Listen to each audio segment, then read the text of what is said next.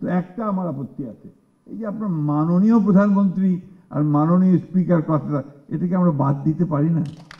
আমার কেন জানি মনে হয় যে এই মাননীয় কথাটা থেকে কিন্তু সমস্ত অটোক্রেসির জন্মটা বোধহয় হয়। আমি আমার অভিজ্ঞতা থেকে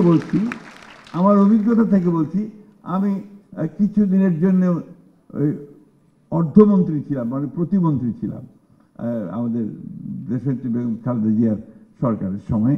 কৃষিতে ছিলাম, এরপরে সিভিল এভিয়েশন ছিলাম। তো আমি যখন ঢাকার বাইরে যেতাম, তখন আপনার প্রথমে সার্কিট হাউসে গেলেই ওখানে একটা পুলিশের কন্টিনজেন্ট একদম চৌকসভাবে দাঁড়িয়ে বিরাট একটা গার্ড অফ অনার দিত। আর সঙ্গে সঙ্গে আমার মনে হচ্ছে যে আমি একটা কেউকেটা, একটা বিরাট কিছু, যে আমাকে আপনার সেলুট দেওয়া হচ্ছে।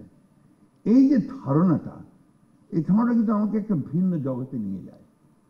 1971 সালের স্বাধীনতা যুদ্ধের সময় আমি যখন পাকিস্তান সেনাবাহিনীর অত্যাচারে টিকতে না পেরে ভারতে চলে গেলাম, এবং ইসলামপুর বলে একটা আপনার পশ্চিম দিনাজপুরের একটা সাব ডিভিশন, সরি আমার একটু বদ অভ্যাস আছে, হাত পা খুব নাড়াচাড়া করি,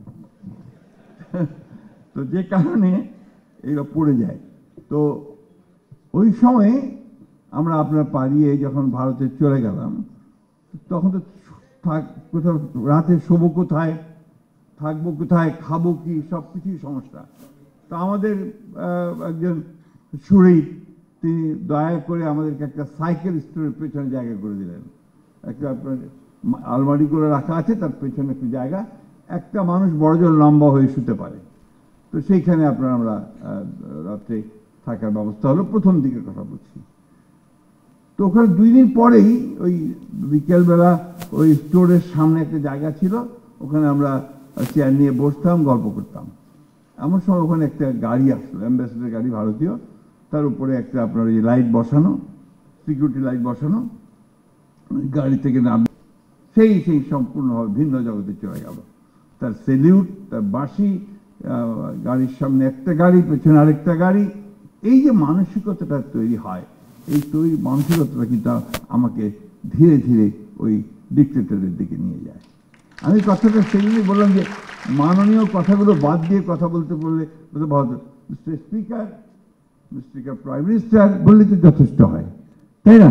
আমরা মনে হয় যে আমাদের নতুন ছেলেরা এই বিষয়টা চালু করবে, তাহলে আমি মনে করবো যে অন্তত একটা বিষয়ে আমরা আমাদের কালচারের একটা জায়গাতে পৌঁছতে সক্ষম হব। সময় তো ভালো যাচ্ছে না, এখন অনেকেই অনেক কথা বলছেন, অনেকেই মন খারাপ করছেন, ভালো রাখছেন।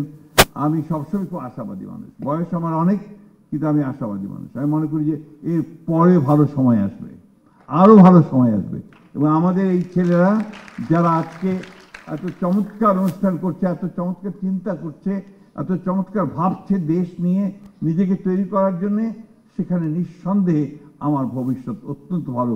আমি ভবিষ্যৎকে ব্রাইট দেখি, আমি উজ্জ্বল দেখি।